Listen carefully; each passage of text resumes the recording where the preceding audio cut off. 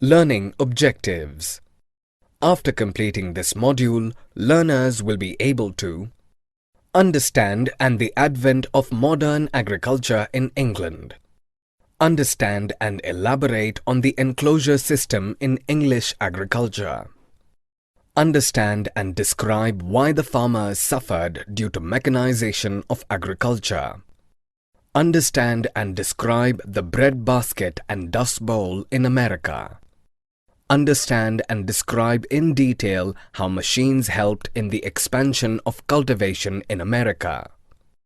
Understand and explain how opium was smuggled into China. Understand and describe why and how Indian farmers were forced to grow opium. The coming of modern agriculture in England. The time of open fields and commons. In the late 18th century and early 19th centuries, England witnessed riots initiated by men who feared losing their jobs to farming machines. They sent threat letters signed in the mythic name of Captain Swing to farmers to stop using machines. They were named Swing Rioters.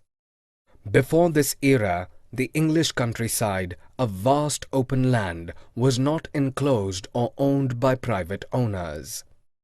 Villagers were allotted strips of land for cultivation. Beyond the cultivation strips, the land was open to all for different uses. In the 16th century, when the price of wool went up in the world market, the rich farmers expanded their area for improved sheep breeding. They enclosed compact blocks of land. Poor farmers were denied entry in enclosed fields. The British Parliament passed 4,000 acts legalizing these enclosures. New demands for grain. The English population multiplied at least 4 times between 1750 and 1900. Britain was also industrializing at the same time. Large numbers of villagers migrating to urban areas increased demand for food grains, which led to price rise. At the end of the 18th century, England's war with France disrupted trade and import of food grains from Europe. The scarcity of food grains caused steep prices rise. This motivated landowners to increase land area under food grain cultivation and increase profit margins. They pressurized the Parliament to pass enclosure acts. The age of enclosures. Unlike the established pattern of population growth leading to food shortages, in England, grain production grew almost in proportion to population growth in 1868. England was producing about 80% of the food it consumed. This did not happen due to advanced agricultural technology, but due to increase in land under cultivation. Crop production was boosted by simple methods of crop rotation. English farmers grew turnips and clover to increase the nitrogen content of soil. Nitrogen increased soil fertility. Enclosures were important to landowners as long-term investment to plant crop rotation, have control over large expanses of land, and increase production for market. What happened to the poor? By the end of 19th century, more and more land became the exclusive property of landowners when they put up fences and enclosed the land. The poor had no access to commons to graze cattle, collect fuel wood, collect fruits, go fishing in the ponds or rivers, or hunt small animals for meat. They were displaced from their land and stripped of their customary rights. Many were forced out of the Midland to southern countries where intensive and expansive cultivation took place.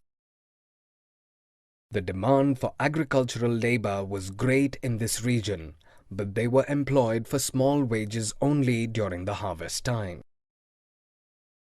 This saved money for the landowners. The poor had to put up with job insecurity, low income, and unemployment for a large part of the year. The introduction of threshing machines. During the Napoleonic Wars, the price of food grains had shot up steeply. It encouraged landowners to expand area under cultivation. This is when threshing machines were introduced in England. More and more farmers bought threshing machines to lessen dependency on labor. They often feared a shortage of labor and often complained of the laborers' insolent behavior and drinking habits. After the war, the soldiers returned to their villages but could not find an alternative means to survive. Almost at the same time, supply of food grains from Europe had started again. It declined food grain prices. An agricultural depression set in. Landowners reduced the land under cultivation, employed lesser number of labor, paid lower wages, and demanded a ban on import of food grain. The poor people wandered from village to village in search of jobs. The laborers who had jobs always lived under the fear of losing it. The Captain Swing riots spread wide and far in the English countryside in protest against the use of agricultural machines. Agricultural machines were held responsible for the laborers losing employment. Threshing machines augured bad times for the poor laborers. Bread basket and dust bowl. The westward move and wheat cultivation. When the commons were being enclosed in England, settled agriculture was not prevalent in America. Till 1780, white Americans were confined to a narrow strip of along the eastern coast. Most of the land was occupied by the Native American Indians. After 1800, the American government devised policies to drive the natives to the westernmost part of America. The policies allowed displacement of locals and conversion of their land into agricultural belts. Initially, the American Indians were driven beyond the Mississippi River, but by 1860, the white settlers poured into the Great Plains across the Mississippi. The fertile soil here produced good yield. This region became a major wheat-producing area of America. The wheat farmers. By 19th century, the US urban population was increasing, and simultaneously, the export market too was expanding. Farmers were encouraged to grow wheat due to its high demand and increased prices. The demand grew even more during the First World War, when the Russian supply of wheat was suspended and America supplied wheat to Europe. In 1910, wheat was cultivated in about 45 million acres of land in the USA. By 1919, the area expanded to 74 million acres. Many big farmers controlled as much as 2,000 to 3,000 acres of land individually. The coming of new technology. When the white settlers entered the Midwestern prairie, the simple plows they used in the East Coast proved ineffective. The prairie was covered with a thick mat of grass with deep and tough roots. A variety of new ploughs were invented locally to break the tough surface or sod and turn the soil over. The first mechanical reaper was also invented in 1831. The new machines were useful to big farmers. Their work could be done fast with minimum manual labor. The production increased, which meant larger profits. What happened to the poor? Machines spelt misery for the poor farmers. Some bought new machines with loan but could never pay back their debts. They gave up farming to look for alternative jobs. Mechanization reduced the need for labor. There were no jobs. The boom experienced in the late 19th and early 20th century died down.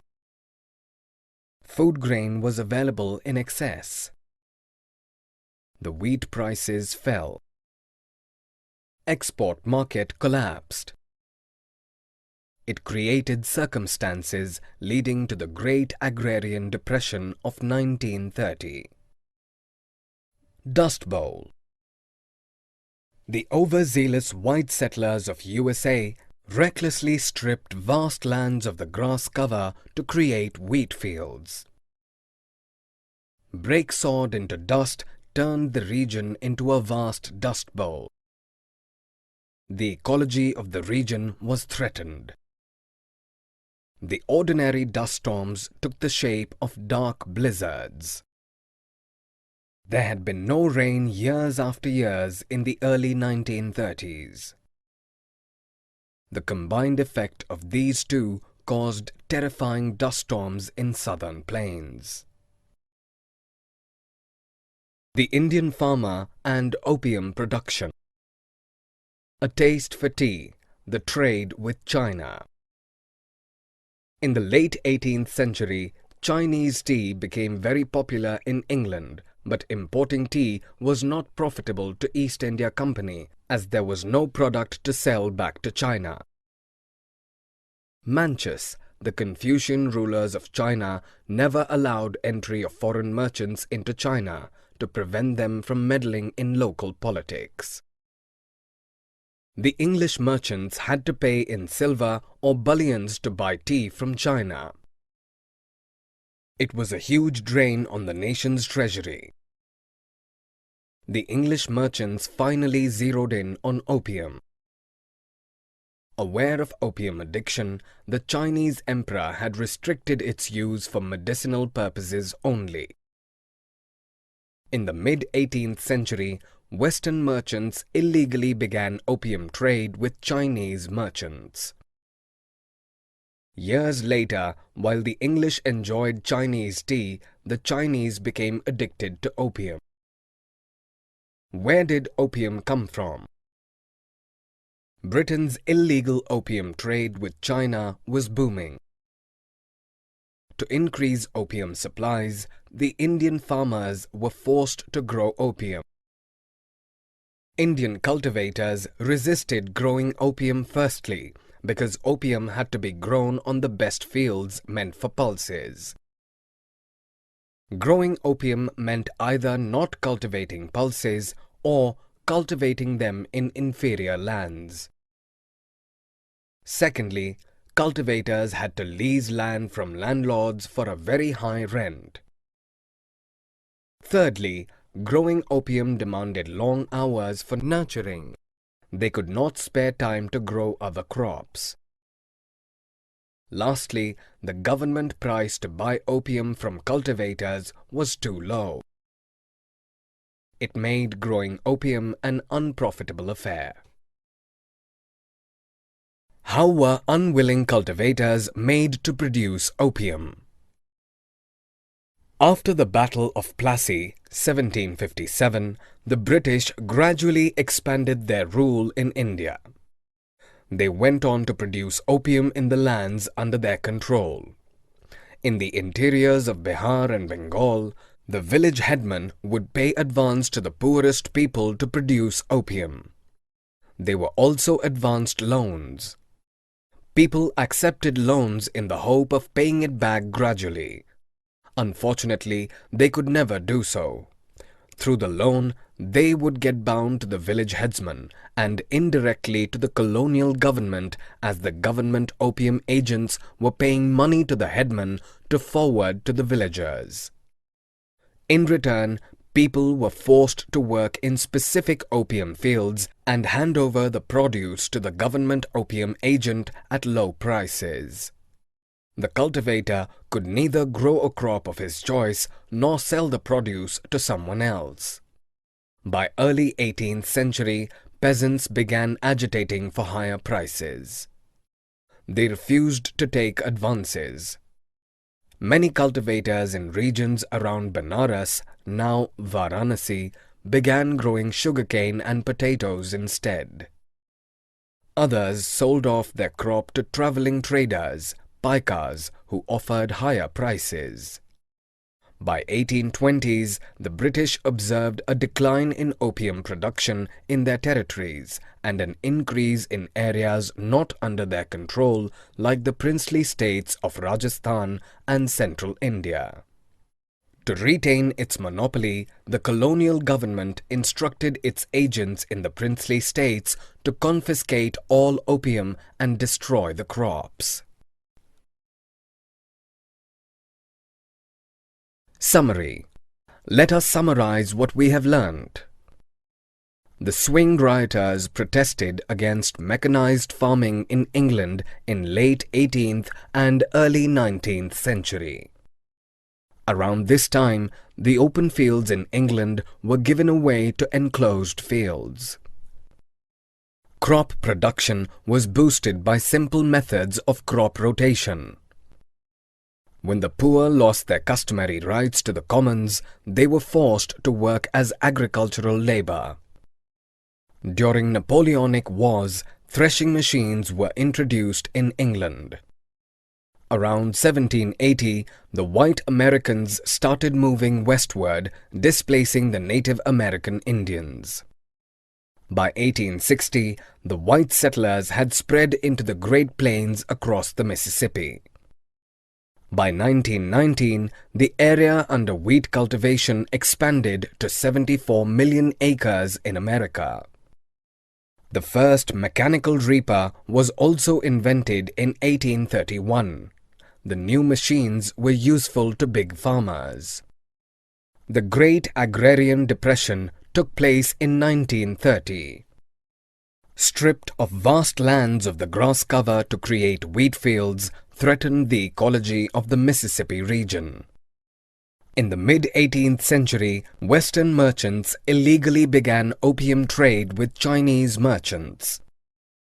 To increase opium supplies, the Indian farmers were forced to grow opium.